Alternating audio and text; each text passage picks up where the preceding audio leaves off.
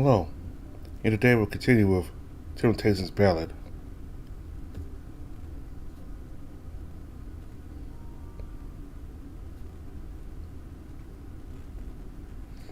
Among the rubble and trash scattered across the street was a peculiar, dirty booth. Nobody paid it any mind as medics and knights rushed up and down the street to tend to the wounded. It was just a regular old boot, after all. Why bother? After roughly an hour of lying on the ground like a perfectly normal object, the boot suddenly shuddered, and then wiggled a little more. Abruptly, in the flash of arcane light, the boot exploded in a cloud of mist. The thick smoke lingered for a moment before dissipating to reveal an extremely confused Calder. What, where am I? That witch, is he gone? Calder furiously scanned his surroundings and breathed a sigh of relief. Thankfully, the terrifying visage of the floating bird was nowhere to be found. He was safe for now. He had half the mind to press charges for the emotional torment that strike put him through, but he had the distinct feeling that not even the entirety of the city's night forces could hope to hinder that woman. Carter clutched his chest and let out a drained sigh. He seemed to be happy to even be alive. But what in the world happened here? The street looks like a war zone. The noble flinched as another squad of medics rushed past him with fresh supplies. It appeared that the festival did not go as planned. The wounded folks in the tents don't look too injured, though. Well, I suppose I should be thankful for whatever this disaster is. Hopefully the ruckus has driven attention away from my unfortunate tournament results. Calder stuttered. Embarrassing himself in front of a crowd was one thing, and word gets back to grandfather that he had failed so utterly. A sharp cock of a raven suddenly pierced the air. Calder felt his blood run cold. The messenger raven circled above him like a vulture eyeing fresh carrion. It flapped its wings harshly against the cold air before descending. Calder gulped as the raven landed before him and extending its leg where a small note was attached. The bird stared at him expectantly.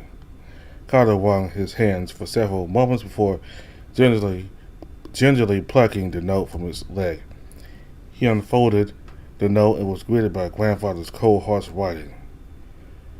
Word has reached me about your blunder at the Firefly Festival tournament. It seems you've made an embarrassment of our family yet again. Return home immediately. You will be dealt with. Gaius of Sanity. All the warmth drained from Calder's face as he scanned through the letter. He couldn't go home and face grandfather like this. Suddenly, there was something he could. An idea flickered through his mind as he glanced at the messenger raven. Calder quickly rolled up the note and pointed a finger at the bird. Suggestion. The raven froze in a daze as he hastily retied the note onto his leg. Fly around the city in a confused manner and then return home late at night. Give grandfather the impression that you failed to locate me and deliver the note. Understood? The raven nodded blankly before fluttering off into the sky.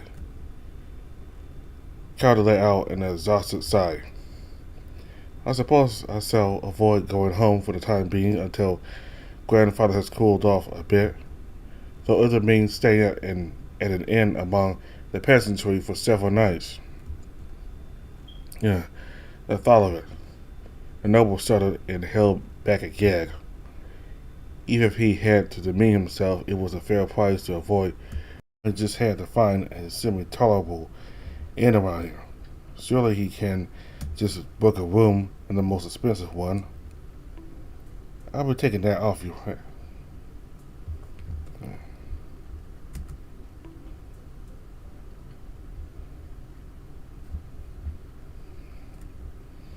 Now he just had to find a semi-tolerable inn around here. Surely he can just book a room in the most expensive one. I'll be taking that off your hands. What? Before he could blink, the urchin was dashing down the street with a giddy laugh.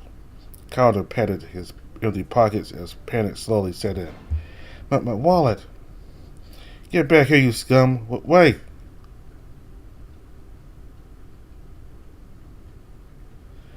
Let's see, where should we investigate first?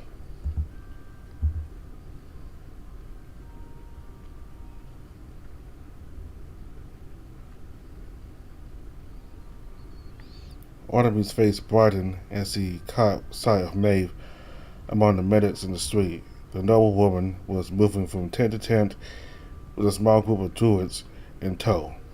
Their hands glowed with the unmistakable light of healing magic as they tended to the injured. Maeve's eyes were narrowed with intense concentration as she inspected the condition of the people who had fainted. Lady Osmia, do you require any assistance in healing? Oh, thank you, Gandier. But my druids and I have things under control at the moment. Also, Maeve paused. Didn't you get kicked out of the tents for zapping the wounded with electricity a while ago? That. I meant no harm. It's just that my magic is expected with lightning, so... Yes, I saw all the people you zapped were instantly healed of their wounds. The healing magic of the greatest chosen is potent indeed. Though the lightning expected nature of your magic, does it affect all of your spell casting? It sounds like the symptoms of an internal imbalance. You should get that checked out by a more experienced medic at some point. Until then, I'm afraid your healing abilities are less than practical. Arnaby gulped and bowed her head deeply. My deepest apologies. Unfortunately, my healing instructor, Sir Theomore, is out of town at the moment. I will remove myself from the premises if you'd like. Mace held out a patient hand. There was no need. In fact, would you mind accompanying me as I make the rounds? The mere presence of the greatest chosen will provide the people with a sense of safety and security. Mace squinted. Just don't touch anything. Of course, as you command, my lady. Ornaby swore she glimpsed the noblewoman's smile slightly under her veil. Before she could comment, Maeve quickly ducked out of the tent and made her way down the street. Ornaby gulped before hastily following.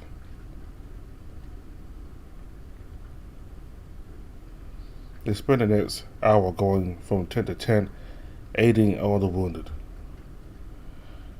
Thankfully, it seemed most people were uninjured and simply recovering from their fainting spell. Even so, Maeve inspected each and every one of them so to ensure they were of good health.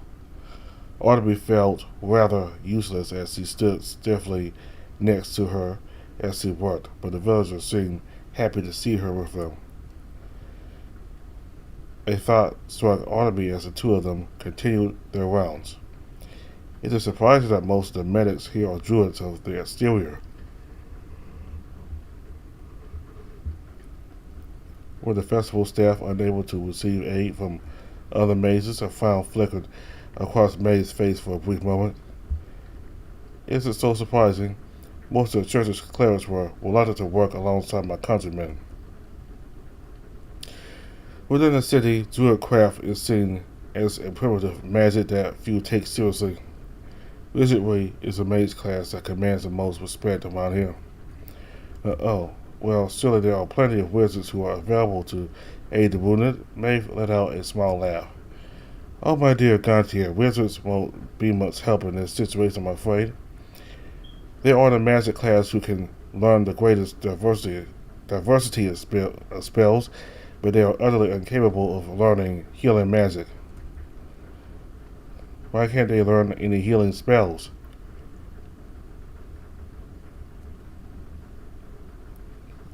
Obviously, because wizards don't care about other people. Really? Is that true? Maeve let out a long sigh. That was a joke, Gantier. Relax, you needn't be so uptight. My apologies. I will do my utmost to loosen up in the future.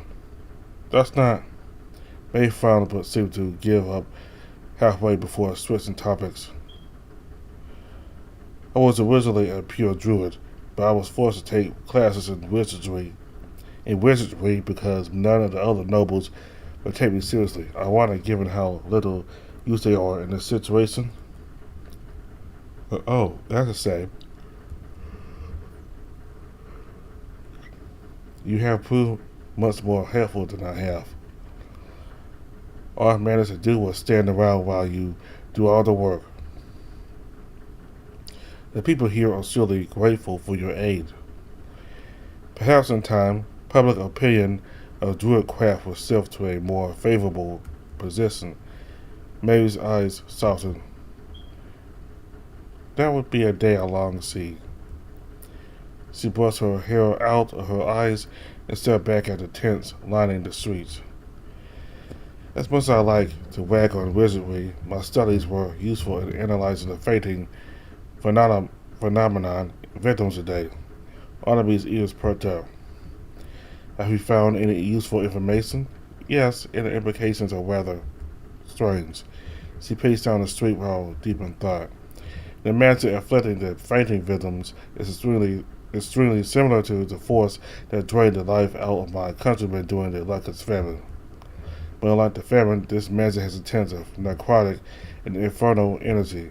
You think these traits will make the fainting phenomenon deadlier, but May frowned. Despite the addition of these malevolent elements, the power behind the fainting phenomenon appears to be purposely non-lethal. The following facts are clear. Both phenomena are designed to drain the life out of its victims. However, the person behind the Lucas famine had the intent to kill, while the fainting phenomenon is careful to avoid lethal harm. Barnaby scratched her chin thoughtfully. Well, obviously the cloak mage is behind the fainting phenomenon, but it's hard to believe they intended to be non-lethal after they sent a demon to hunt down my friend.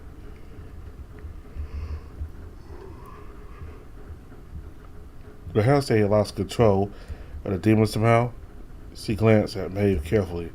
I know you're interested in the fainting phenomenon because you believe that the culprit is the same one behind the Lucas famine. But do you think it's possible that these culprits are two unrelated parties? Maeve let out a frustrated sigh. It's definitely impossible. However, the methodology behind their magic is too similar to be unrelated. These incidents are connected somehow. I just know it. We'll have to investigate further.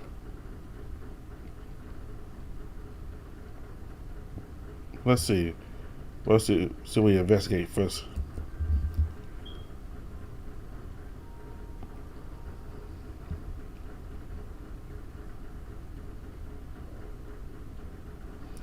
Barnaby frowned. The swell of heated argument echoed hoarsely across the street.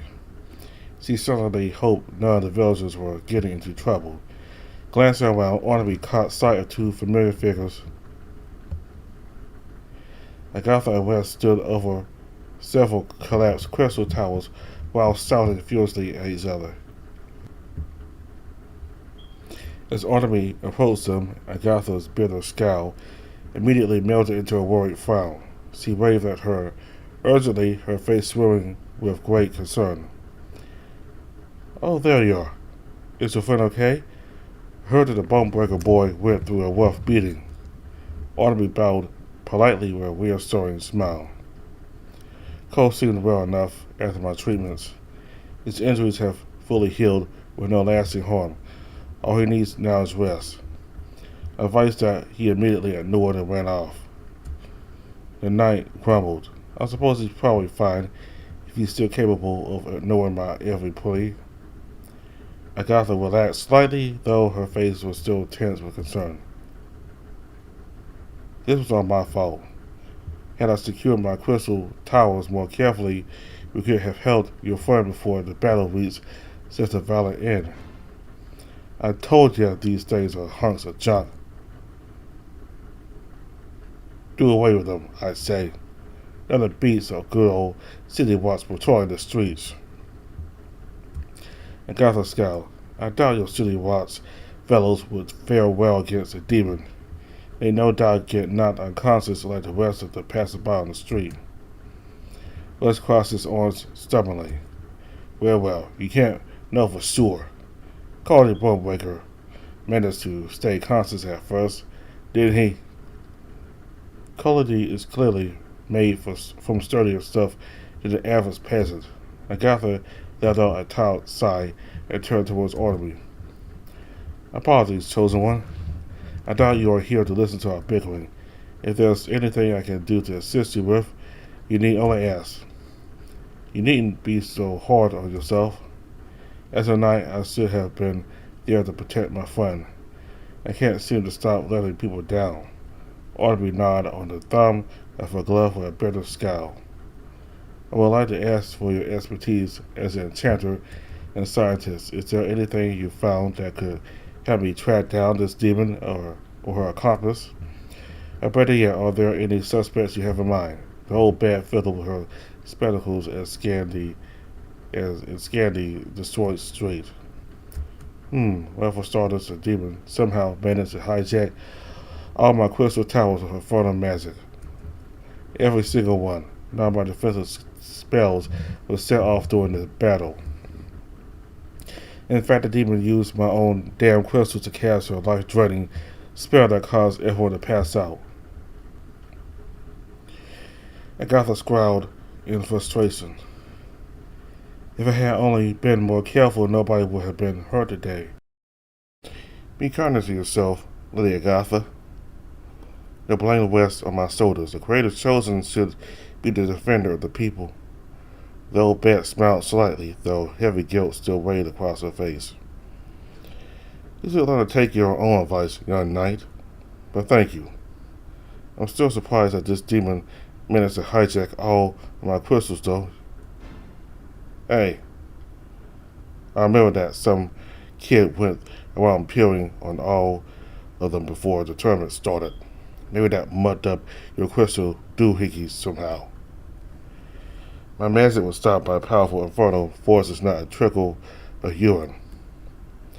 Good gods, what is it like inside that feeble little mind of yours? Hey now, I was just trying to help. You can help by carrying all these crystal towers back to the warehouse for testing. What? All of them? I just carried them all out here this morning. If you could carry them out, you can carry them back. Come on, we can't leave a bunch of demon hijacked crystals lying around. West groaned before reluctantly rolling up his sleeves. Not an ounce was spared around here from the lot of y'all. As the city watch seraph struggled to lift the crystal, he glanced towards Artemis sheepishly. Say, lass, I was just wondering. Your Sir Collody's doing all right. There was a lot of blood on the street. His wounds were severe, but my healing magic made short work of them. Cole should be fine with some rest. Artemis smiled. Whatever you do, you ask. Are you worried? With me? Worried for that damn bone breaker boy? Your dreams last. I think you care about him. West spluttered furiously before scrambling down the street in a huff. And off he goes again. Well, now that we're alone, Agatha scanned their surroundings briefly. After ensuring there were no prying ears, the old bat leaned towards Artemis urgently. Is something the matter? The enchanter's voice was in a low, discreet whisper. Listen carefully, chosen one. You asked earlier for suspects behind the identity of the demon's host. This is just between you and me, but in my honest opinion, the royal family is definitely behind it in some way. Specifically, Roderick. Artemis was taken aback. The king? But he is dead. The old bat nodded impatiently. Yes, and thank the heavens for that. But think about it. Roderick spent the past decade studying life itself. The man spent incredible resources into experimenting a way to magically extend Queen Tabitha's Queen Tabitha's feeble lifespan. As a personal researcher to the royal family, let me tell you, some of those experiments were concerning. Ormond's mind was reeling. Are you saying that there is ill intent behind the royal family? Why didn't you come forward with this information sooner? Agatha laughed bitterly. Oh, my dear chosen one, do you really think a man like King Roderick wouldn't have ways of maintaining his secrets? Even now, there are so much I cannot tell you. My mouth is sewn shut in a manner of speaking. But here's what I can tell you. The enchanter's voice dipped low. The following are publicly known facts. King Roderick spent the past decade studying life magic to preserve the life of the queen. Then the luckless famine occurred where thousands of people had the life drained out of them. Afterwards, the queen's health miraculously took a turn for the better, but then continued to deteriorate over the years. Agatha adjusted her glasses with an urgent frown. Fast forward to present times, and the king suddenly has a son out of the blue, despite the fact that he and the queen are an infamously barren couple. Soon after, he and the queen passed away within days of each other. And then a week later, demons show up in the city and start sucking the life out of people in the streets. Make of this information what you will. Audrey took a step back, suddenly feeling overwhelmed.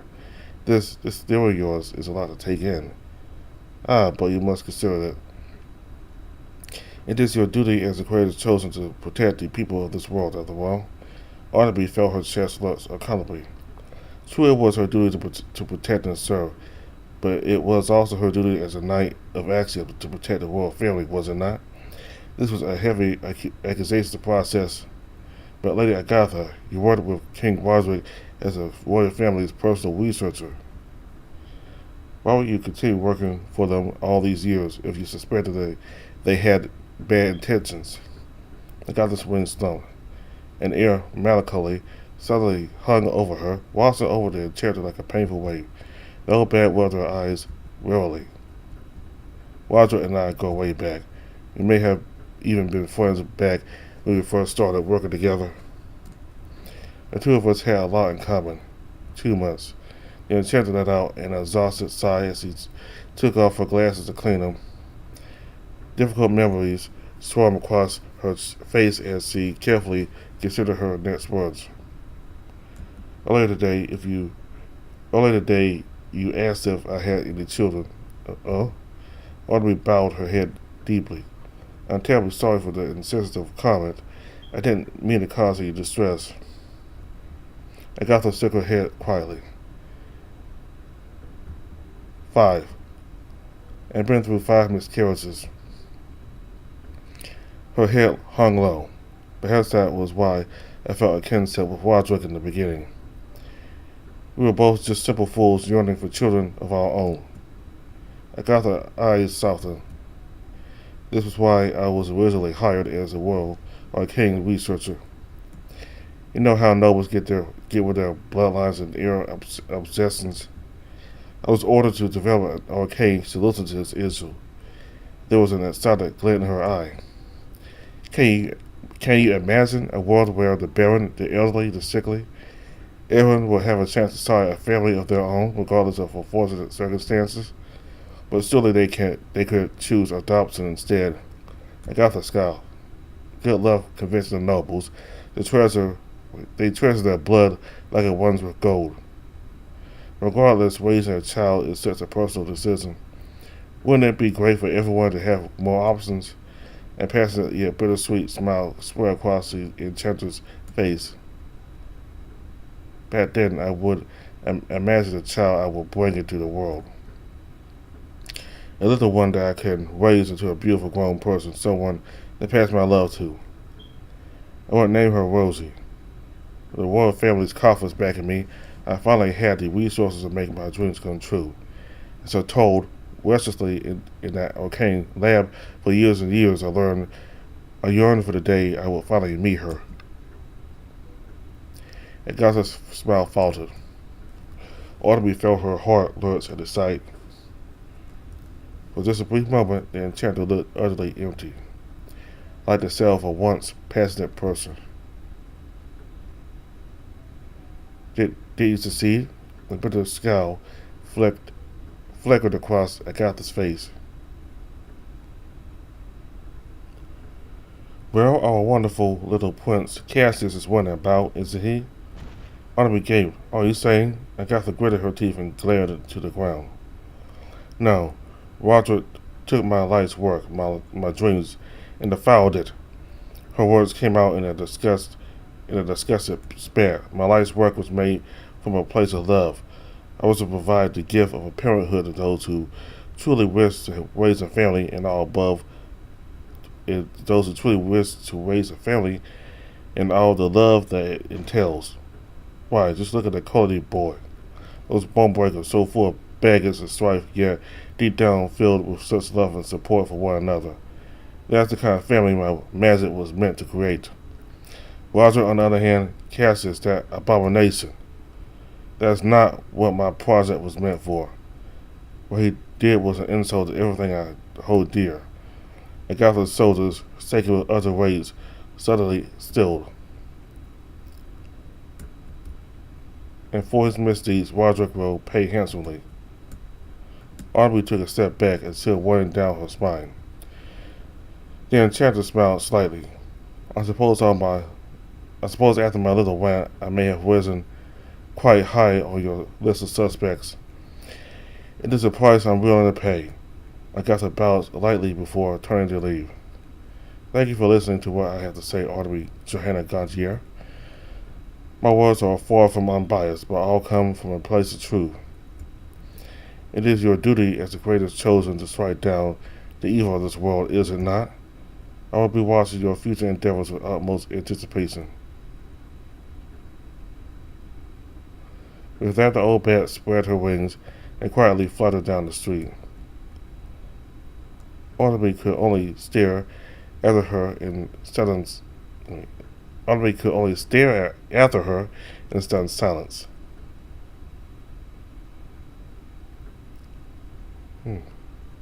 Might be a suspect. I mean, she wants to have revenge on the king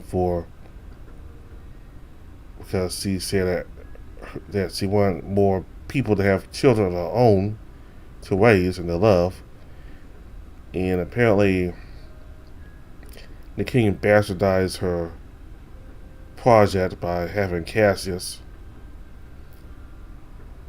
Maybe there was something I missed, but I don't know why she would refer to Cassius as a bastard, as an abomination, and why she's angry at the king.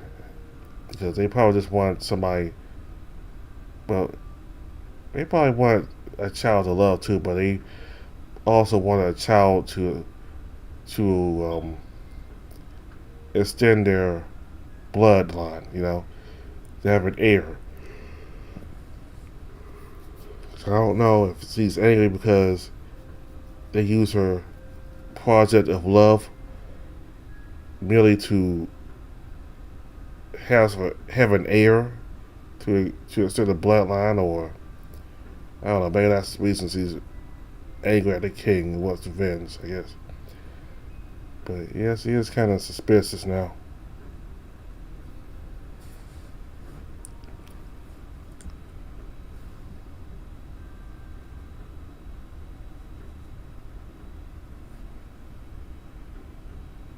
This was an awkward sight, to say the least. Sid gulped nervously as he approached the smoking shop of Soul's arcane curiosities. The store looked even worse than when they had crashed a merchant cart through the front door. Burn marks plastered the walls and merchandise lay scattered across the floor. Jagged cracks decorated the edges of the massive hole that resulted from Cole's explosive getaway. Standing alone at the center of the shop and staring sullenly at the mess was Clyde. The tiger looked up as Sid approached, a tired splash of rain heavy across his face. Hey, is Cole doing okay?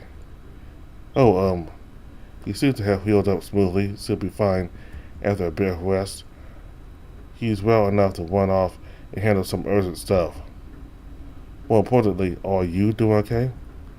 Cole quietly, Clyde quietly turned back towards his sop. Clyde quietly turned back towards his mess of a sop. I want to say, I went back here to find Soul, but it turned out the old geezer didn't even leave the medic wing today. I got one hell of a talking to for letting the sop get blown up. The tiger leaned back with a strange sigh. But by some miracle, I didn't get fired. Which is nice and all, but after hearing about this disaster, most of the investors got more cautious about supporting me. Probably because I'm gonna be ass deep in debt trying to pay off this mess. Clyde gestured at the smoking remains of the south. Anyway, glad to hear Cole's up and running again. But not well to swing by and say hi, Pelly. Sid scratched his head awkwardly as he struggled to find something to say. Like Clyde, Cole, he just too scared to be up front with Clyde,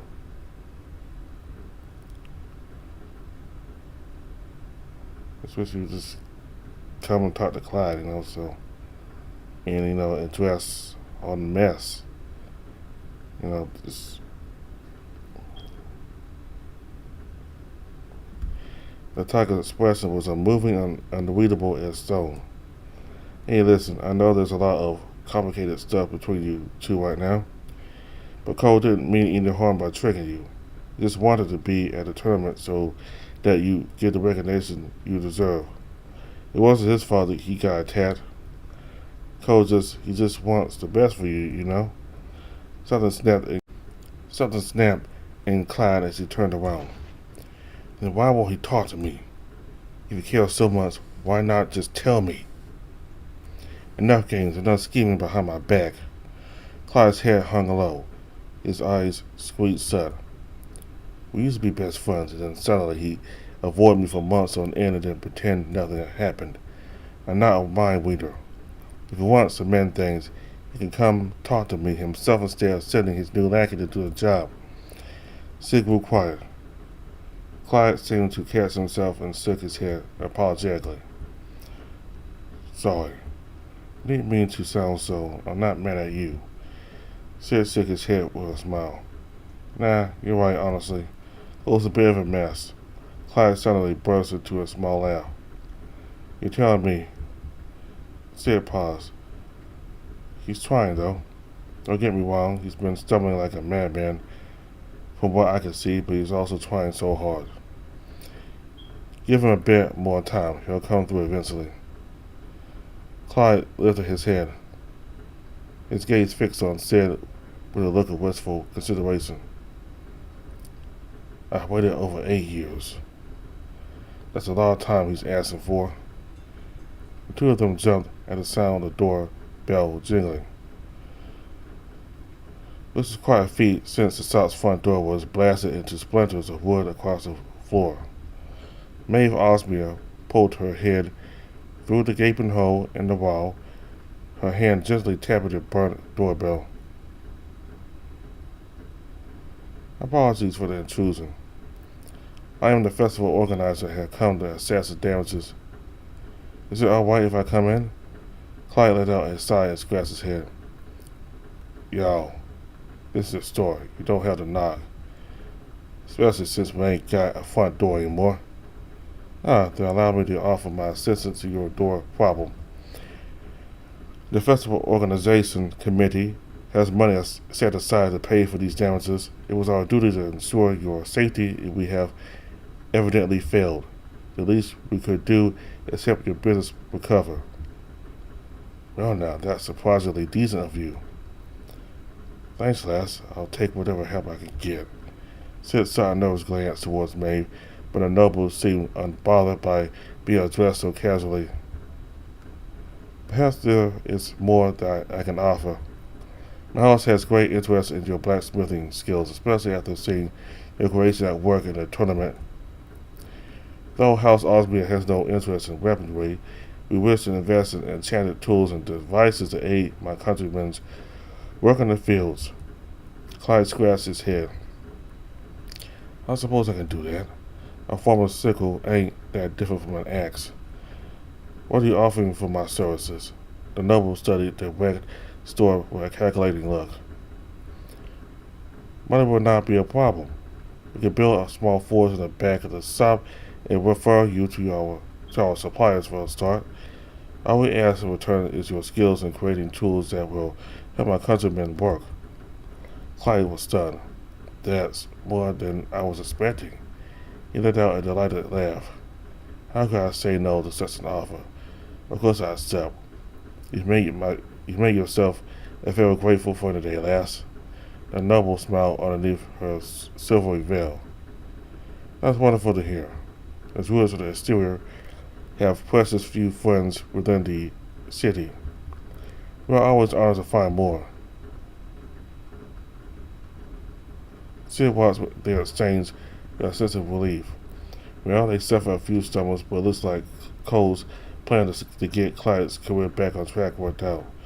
A small part of Sid wished Cole were here to see this, and maybe be a little less stubbornly scheming. He sighed. Sid gave Clyde a quick congratulatory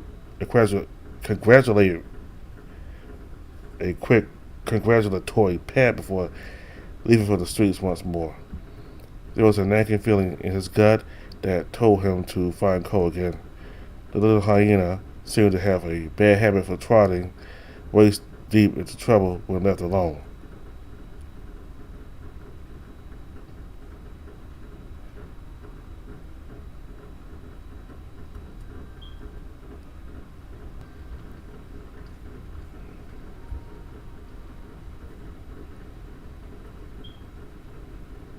The afternoon sun hung low in the horizon as Maeve and Orderly finished up their rounds through the neighborhood. Most of the injured were taken care of and were eager to go home and escape Orderly's zappy healing spells. The night felt rather useless. Maeve did most of the work healing the injured, directing the recovery efforts, and comforting the small folk. All Orderly could do was stand stiffly by her side. Maeve reassured her that the mere presence of the creators chosen was comforting to the people, but it didn't make her feel any more helpful. I haven't been really pulling my weight, have I? Even the other nights were looking at me funny. Maeve looked up from her musing with a snort. I believe they are more intrigued by our little partnership than anything else. A holy knight and an exterior druid working together? Our ancestors would be laughing themselves onto a second death. Ought to be found confused. Whatever do you mean? Maeve stared at her for several long moments as though checking to see if she was serious. I don't suppose they teach you of our history in your cathedral these days. So you'll be surprised. To the victor goes the spoils. More confusion swam through Artemis' head, but not enough to distract her from noticing a familiar figure's approach. She went around with an indignant scowl. Not this tiny little thief. Ow, ow, ow. That fucking stings, you little. Before the urchin could make another hasty escape, Artemis grasped him by the waist with a furious glare. I say be tricked again. You will come with me and answer my questions, thief. Oh, bug off, you fucking knob. I ain't got nothing for you. Judson breathed furiously, but Artemis' grip was unmovable. She hoisted him up and shook him by the collar.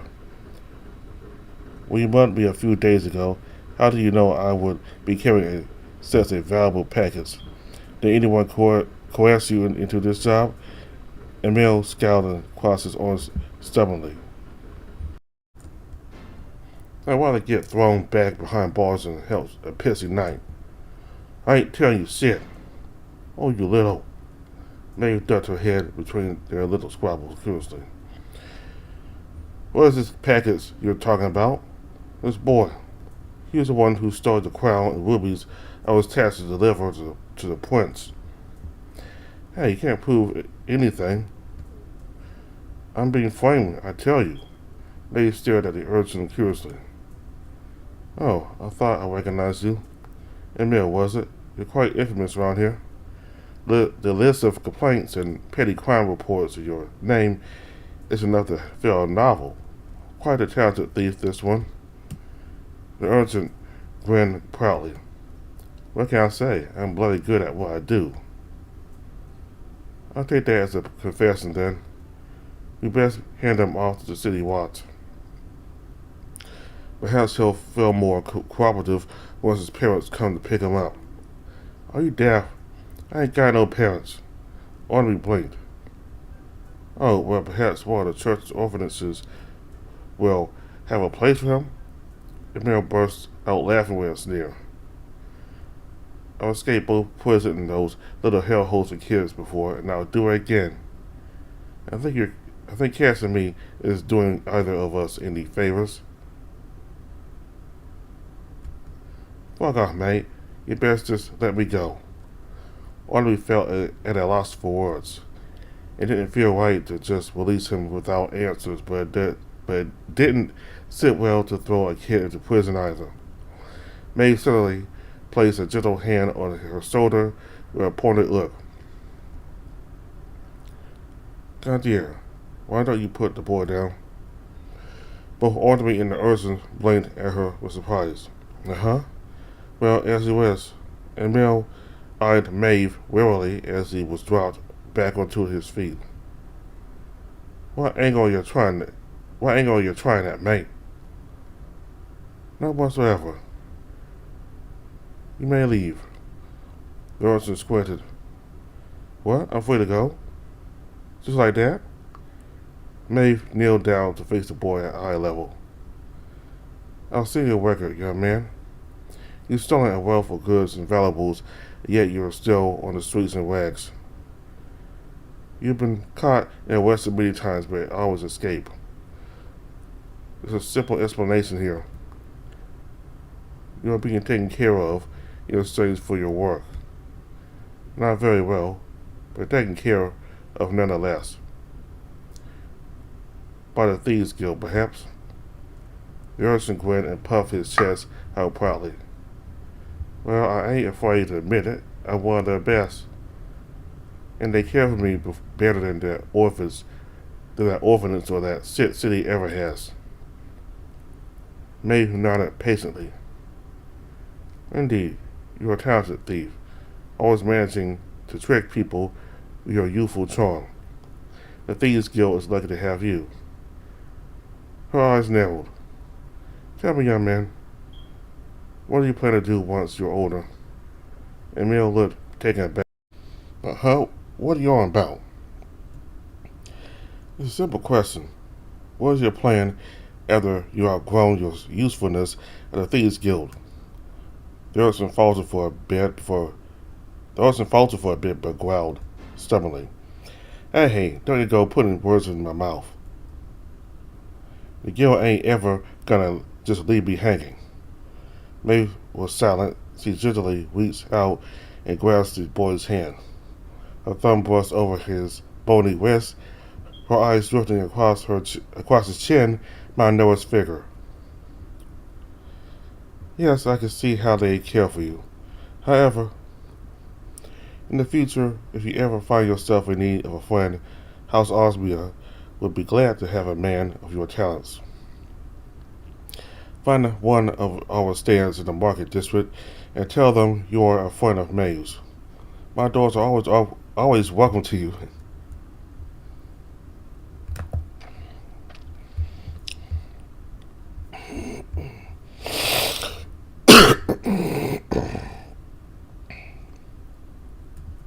Huh? What are you on about? It's a simple question. What is your plan after you outgrown your usefulness at the Thieves Guild? The urchin faltered for a bit, but growled stubbornly. Hey, don't you go putting words in their mouth. The guild ain't ever gonna just leave me hanging. Maeve was silent. She gently reached out and grasped the boy's hand. Her thumb brushed over his bony wrist, her eyes drifting across his thin, malnourished figure. Yes, I can see how they care for you. However, in the future, if you ever find yourself in need of a friend, House Osmia would be glad to have a man of your talents. Find one of our stands in the market district and tell them you are a friend of Maeve's. My doors are always welcome to you.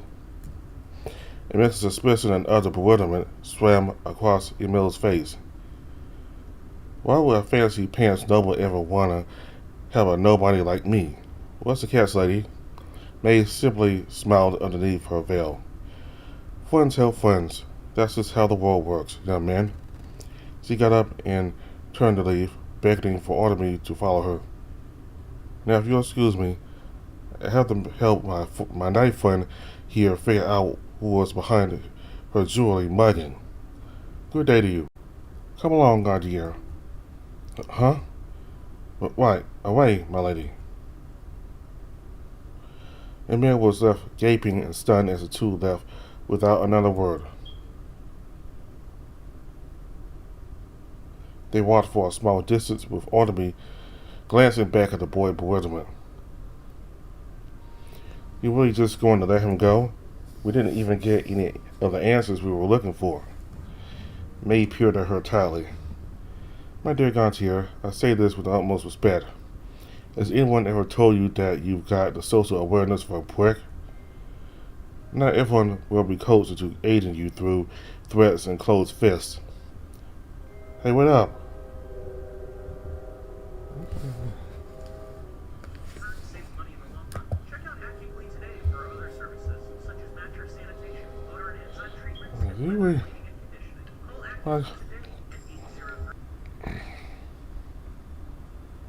Come along, Gantier. Huh? Right, the way, my lady. Emil was left gaping and stunned as the two left without another word. They walked for a small distance with Artemy, glancing back at the boy in bewilderment. You really just going to let him go?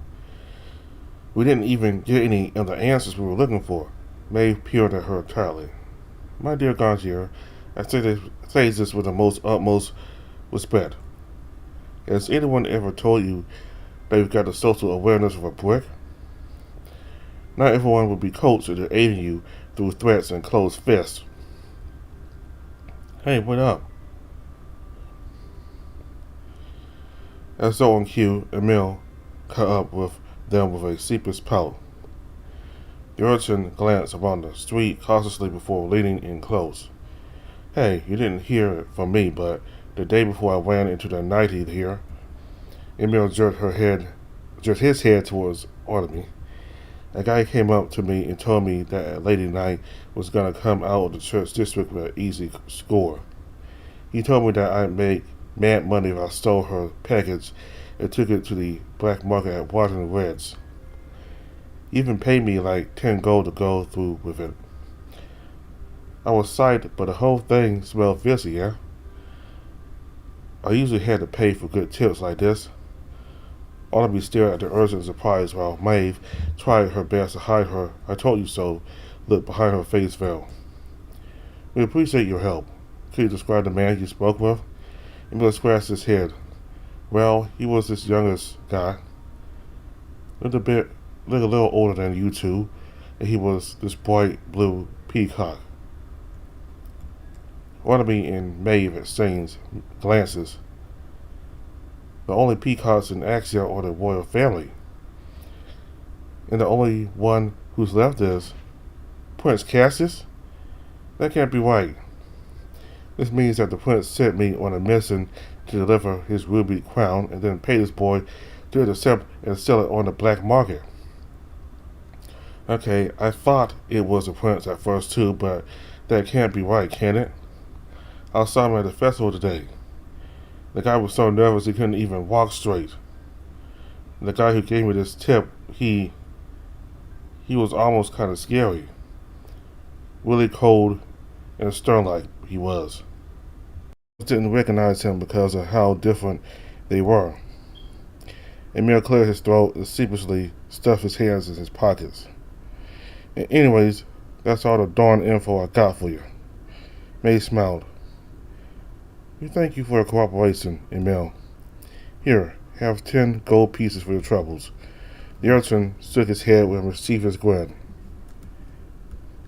Nah, keep it. Ain't no money worth a noble owing you a favor, eh? I will see you around, friend. With that, Emil went off down the street and out of sight. Maeve chuckled as she watched him go. That one learns fast, doesn't he? I'm more impressed by your negotiation skills, my lady. He convinced him to disclose his secrets without threatening him or anything. Not all tools need sharp edges, Gautier. More importantly, I'm worried about what this means. May's eyes narrowed as she processed this new information. I can only conclude that the prince did not want the rubies to arrive at the royal palace at all. His goal was to scatter the rubies to the people in the underground black market. If he hired a lowly urchin to do this, it must mean he wasn't too picky about who got their hands on them. She clicked her tongue thoughtfully, and shortly afterwards a demon shows up in Axia. Gautier, do you have any inklings as to where the rubies are? Well, the cloaked maids stole 2 of the rubies during our encounter at the fighting ring. As for the other 2, one was immediately purchased by an anonymous buyer. The last one disappeared from the market without notice. May's brow furrowed. If this cloaked maid already has 2 of the rubies, why send a demon to attack your friend? Unless, the druid's eyes narrowed. Tell me, Gautier, how trustworthy is this cowardly bone breaker? Ornaby faltered. He is my friend. Though he may be infamous for underhanded schemes, I have faith that he has good intentions at heart. He would never do something that could jeopardize his mission. Even as he spoke, Ornaby cursed herself for the doubt plagued her voice. May did not look convinced either, but did not speak of it. Then I will trust in your judgment for now. Moving forward, I think our next course of action should be to investigate our nervous little prince. But what? I could never be so bold as to accuse His Highness of wrongdoing. There is no accusation. Your mission is on His Highness's behalf, is it not? Then it is more than reasonable to request an audience for his information. May smiled. And given that House asked me as aiding you in your search, I hope you have the courtesy to include me in your meeting with Prince Cassius. Of course, the matters are settled for now. It is time for us to depart. I look forward to speaking with you again alongside His Highness. The noble bowed and quietly dismissed herself. Ornaby was left alone in the street, suddenly feeling very cold and lost.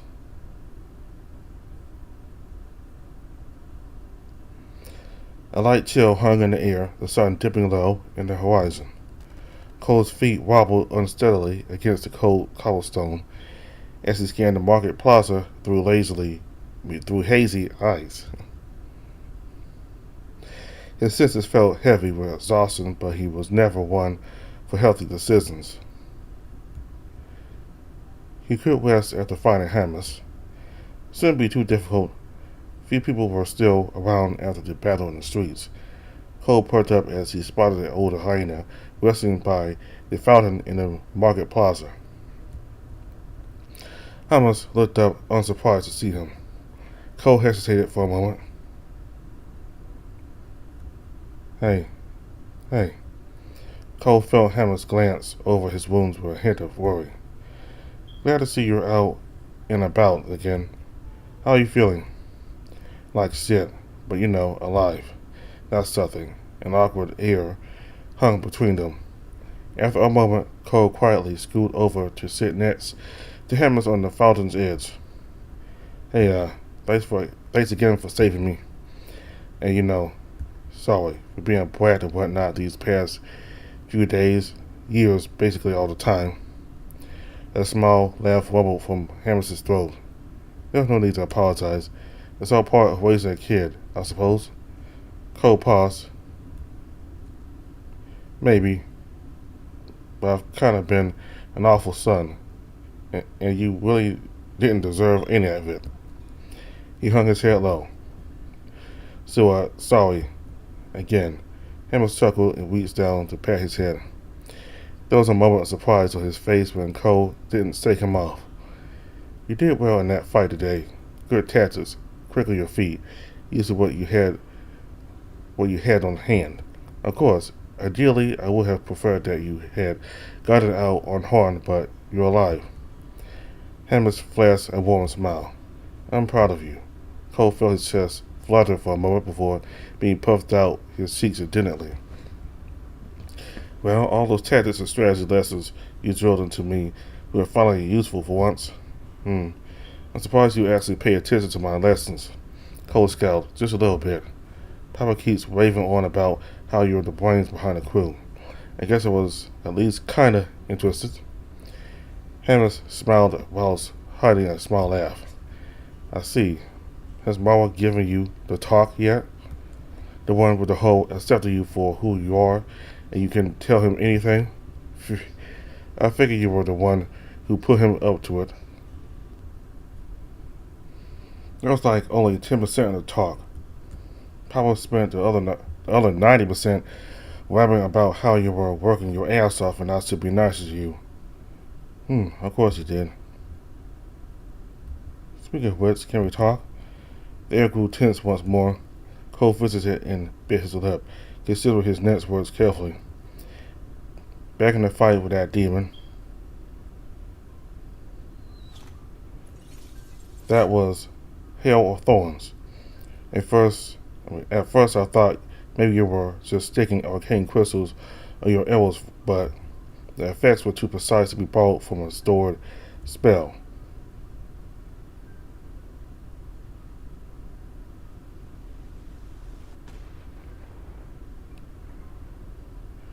Using Long Strider to kick and launch her across the street was a clever trick too. Cole watched the older hyena closely. Hammer's expression was strained, but was carefully calm. You're a spellcasting ranger, aren't you? Yes. Just when? A long time ago, maybe a year or so after I met your father. Does Papa know? No.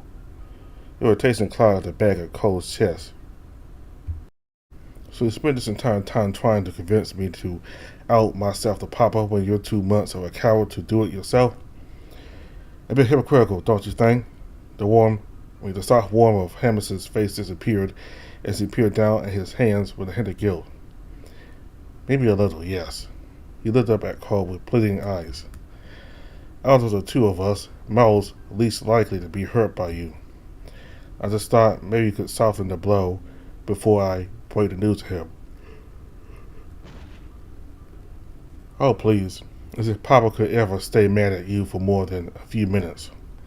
Emma suddenly looked very tired. It was the exhaustion of someone that carried a silent weight for years with no outlet or relief. Sometimes years of love and trust have a way of unexpectedly slipping out from under you, especially for someone like me. Hemmers peered up at Cole with a soft smile. You, though, you are Morrow's son. He loves you from the moment you were brought into the world. You were nothing but a crying, whimpering bundle. No courage, no great achievements to your name, just you. Yet he loves you all the same, and will continue to love you, no matter who you become in time. And so you want me to tell him that I'm a mage. He cares about you just as much, though. I don't see why you can't tell him yourself. Hammers let out a deep, ragged sigh. Your father's relationship with magic is complicated. Our relationship is complicated. If he knew I was keeping the secret for so long, well,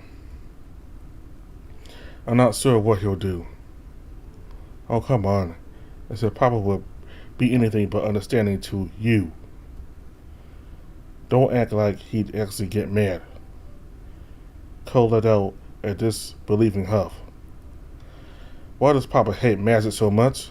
He always dances around the question, but you know, don't you? The older hyena shook his head firmly. That's not my place to say. I promised him that I wouldn't tell, just as I didn't tell him about your bardic abilities.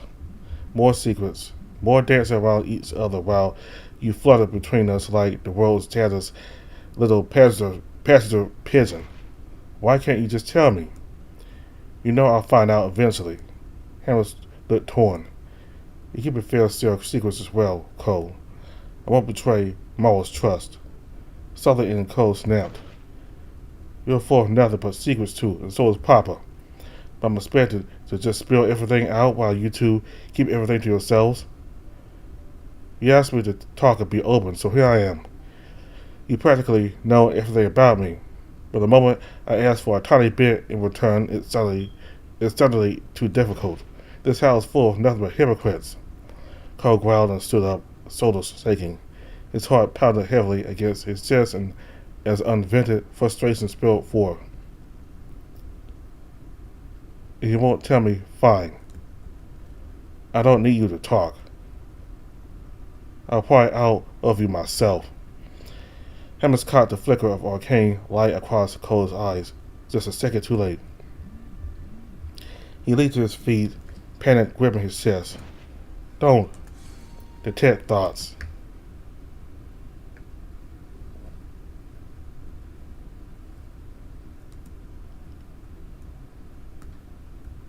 Family. To this day, I'm not sure if I completely understand what that word truly means. Everyone seems to just know, and so it comes naturally to them. How can they be so sure? I can't understand. Days and weeks and years go by, and the same question claws at the back of my mind. Am I doing this right? Family could mean the home you grew up in, perhaps. Mine was nothing too spectacular.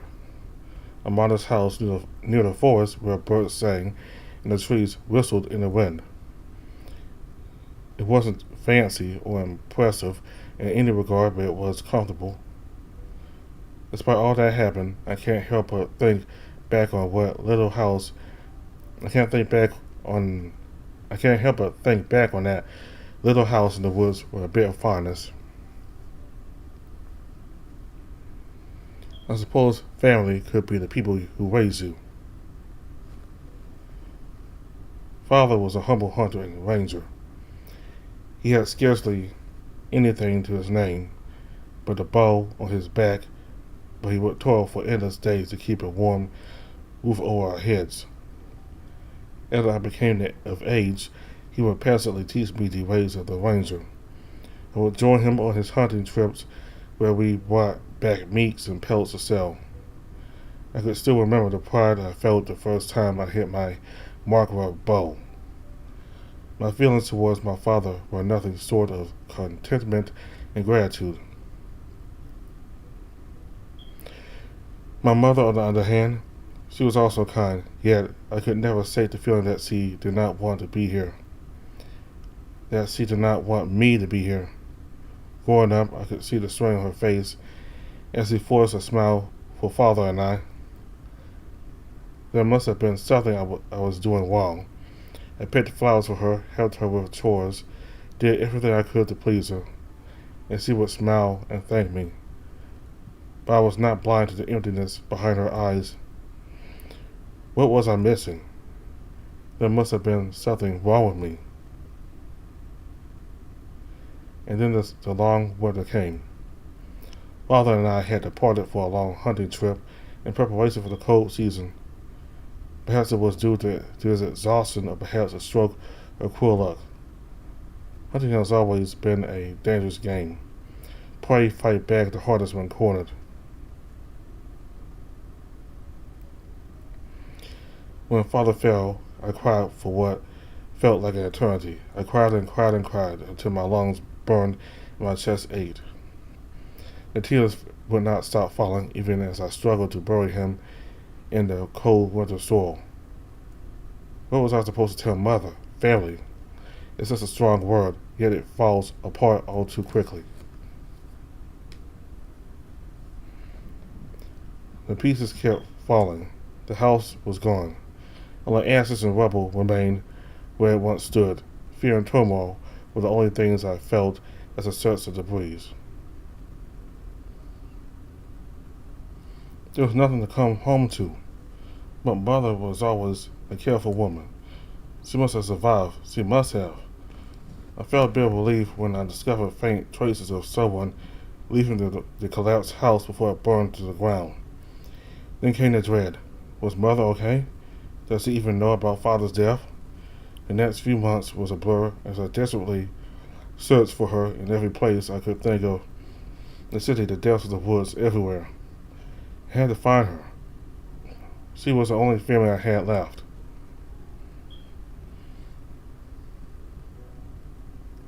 It took months of searching through the scattered clues and traces.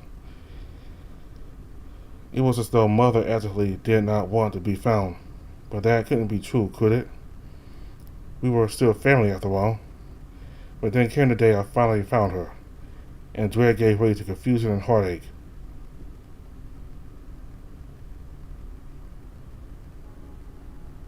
There she was, Mother, laughing with more joy in her eyes than I have ever seen in my life. And by her side was a new husband and a new son. Everyone beaming with such happiness. No doubts, no empty smiles, just happy. I stood there watching them for what felt like centuries, and I continued watching after they retreated to their new home, leaving me alone in the frigid night air. The world suddenly felt very cold.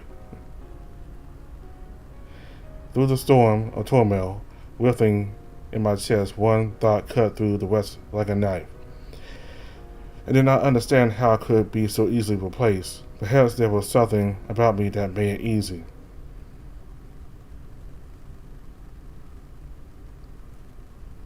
Strange then that a few days later I would meet the love of my life while I was busy stuffing rocks into my pockets. I had thought I was alone on the lakeside beach. My eyelids were sore and my mind cloudy from my ceaseless sobbing fits. You could hardly blame me for not noticing his approach. What are you doing? Huh? I froze. The other man froze as well, his eyes darting between the sagging rocks in my pockets and the dark lake water beside me. What are you doing? He repeated the question, knowing exactly what I was doing. I blinked the tears out of my ragged eyes and stared up at him blankly.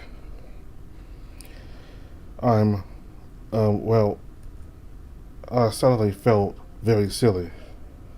I hesitantly put down the large stone in my hands and looked around for an excuse that didn't make this encounter hellishly awkward. I'm gathering rocks to sharpen my arrowheads with.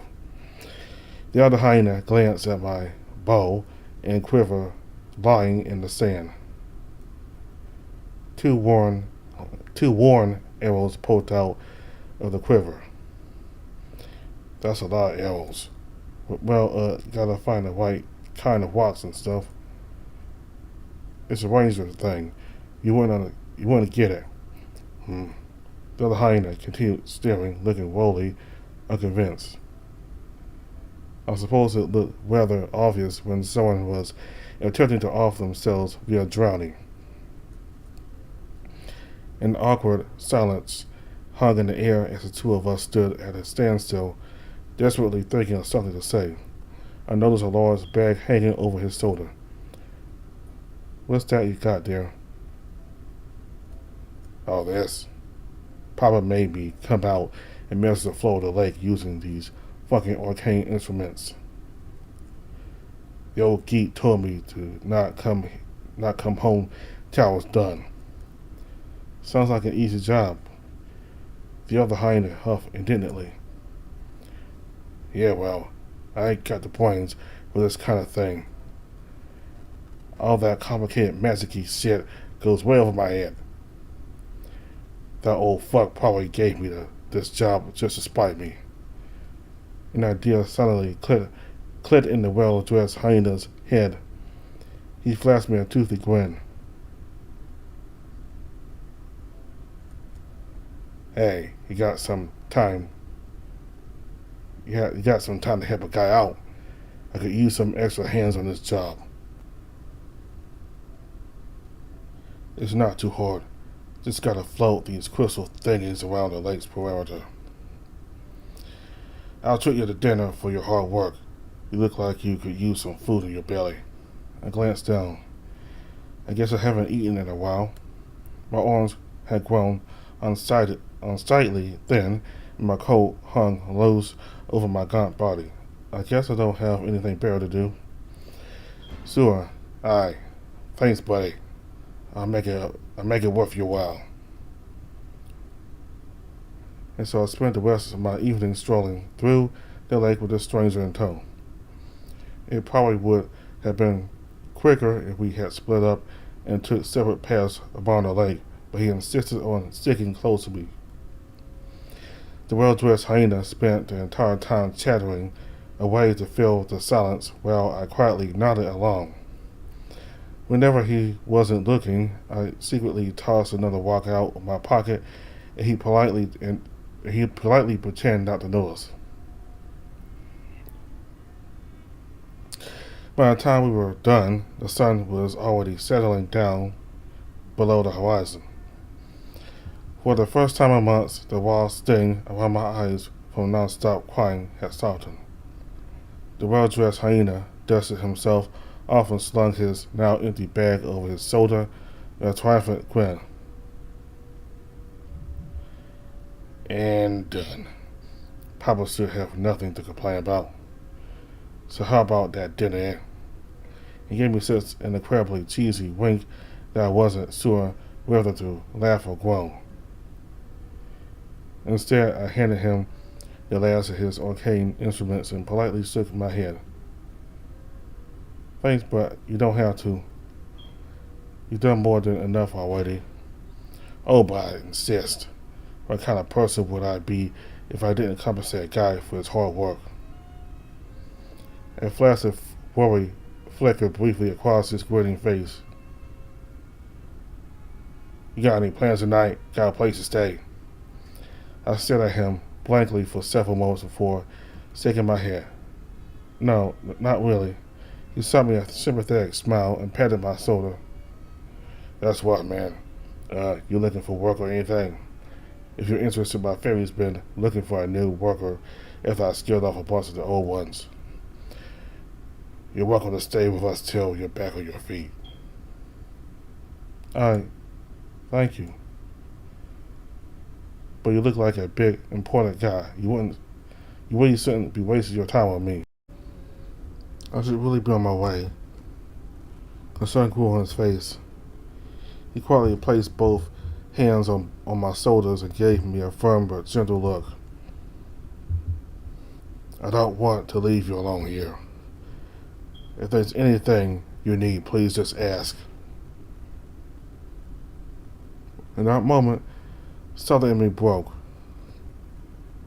My breath hits and tears began swelling at the edge of my vision. Utterly failing to hold myself together, I hung my head low as the floodgates broke. I think I like that. Thank you. You didn't have to. He smiled gingerly, patted my head. It's okay. You're okay here. I continued to bawl into my hand in front of him, my face a complete mess. I tried and failed to steady my breath. This was utterly embarrassing. I tried to speak and thank him, but a mess of jumbled words spilled out. We haven't even introduced ourselves yet. My name's Hamas. Thank you. He let out a deep, jovial laugh. I felt him reached down and plucked out the last stone hanging in my pocket. With a huff, he tossed it. He tossed it as hard as he could into the lake with a sharp splash. Nice to meet you, Hammers. You can call me Merrick. Glad I ran into you today. Yeah, thank you. I think I want to stick around just a little longer. In the many years after our first meeting, I had found a new family in Merrick. There was no emptiness behind his eyes when he smiled, only genuine joy. I had finally found someone who wanted me to stay. But in spite of all his kindness and love, one thought stuck in the back of my mind like a foul parasite. It was a fear that I never quite managed to shake, haunting me at all moments of our lives together. How long will it be until I'm replaced once more?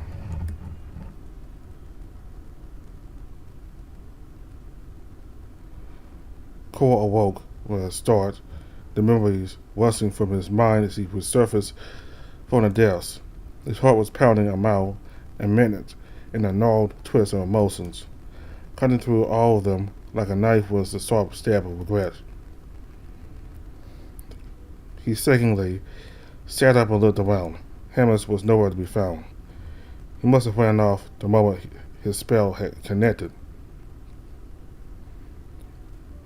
Cole squeezed his eyes shut and buried his face in his hands. All the anger from before felt so utterly petty now. Alright, so we're gonna stop right here.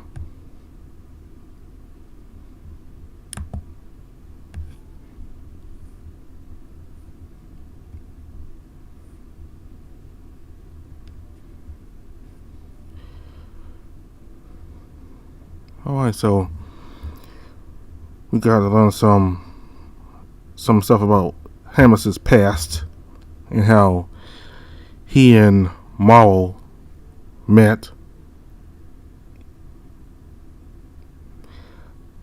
He had a different name before. I think it's Merrick. So, based by the clothes he wore, he seemed to be possibly born to a noble family, or maybe he's part of a merchant family that managed to do well enough where they can have clothes like that. But he looked like somebody important, or so. I wonder, could he be in Osanase, part of the house of Osanase, because he looks very similar to them. Maybe, or maybe he's part of a different house. Or maybe he's part of a family that, there's not a noble house or a noble family, but they managed to just managed to have an upper scale part of life. I mean, even though, back in like these medieval type era, for you to be rich, or at least have a high standard of living, expensive stuff, you had to be a noble. But again, if you're a commoner, you manage to make it big in some kind of field, or if you discovered some kind of like if you discovered something like minerals or something important, you could rise up the ranks and have a good life, not maybe as a noble, but as a rich commoner, or at least a upper class commoner, and you could possibly be awarded nobility. Anyway, that's really sad about Hammers. His father loved him and taught him what he knows, but his mother, she put on an act of her loving him, but Hammers knew that there was something missing, that his mother didn't really want to be here. He didn't want to, she didn't want any of this. And then once his father got killed and he went back to the house and saw it destroyed, he it really disrupted his life. And then a while later, once he found his mother, she remarried and she had a new child. She was very happy. Like like it was something like that Hamlet never saw in his mother. Like she was very happy about what she had. Everything was new to her. So what was it about Hamlet that she didn't like? I have no idea, but she looked like she didn't care. Like she didn't care at all about Hamlet, and she's just happy to have a new child and a new husband. So I don't know. There was something about Hamlet and the dead father, or maybe it's something about her. But anyway, it's real sad about Hamlet and the way his mother treated him.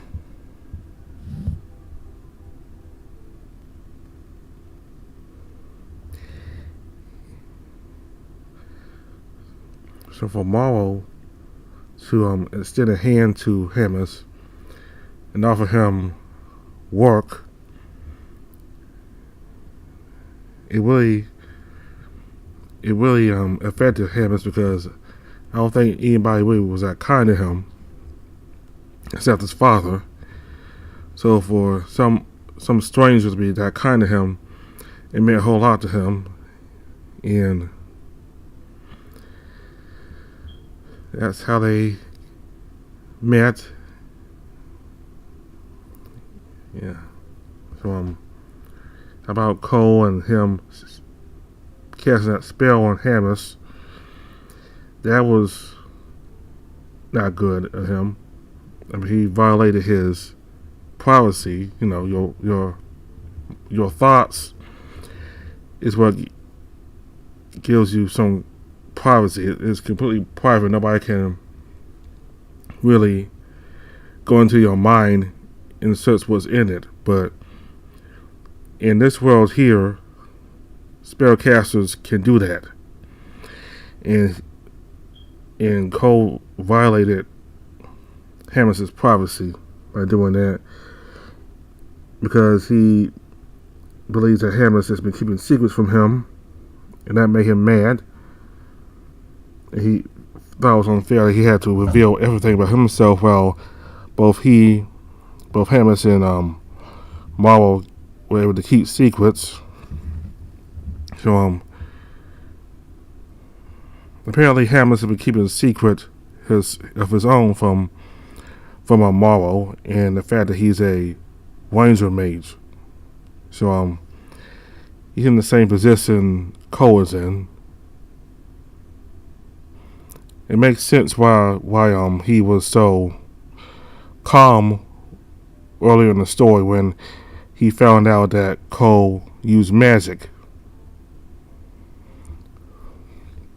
Because just like with Cole, Hamlet himself did not reveal to Morrow that he himself was a mage. So yeah, and so